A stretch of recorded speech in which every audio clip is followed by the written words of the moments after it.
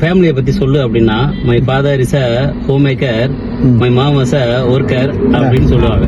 இன்னைக்கு நிஜமாவே யூஎஸ்ல வேலை பார்த்துட்டு ரிட்டர்ன் ஆகிறான். அதை பாக்குறதுக்கு அவங்க அப்பா இல்ல. எந்த சுச்சுவேஷன்லயும் அவர் இருந்தா நல்லா இருந்திருக்குமே அப்படின்னு நான் ஃபீல் பண்ணக்கூடாது. நீ என்ன நீ போட்டுக்கிட்டு இருக்க மலைய? நமக்கெல்லாம் எவனும் போட மாட்டாங்க, நமக்கு நம்மளே போட்டா தான் வந்து. அட பாவி. நன்றி நன்றி நன்றி நன்றியா? நன்றி. எங்க கோடா எடுத்தீங்களா? கோடா எடுத்துக்க.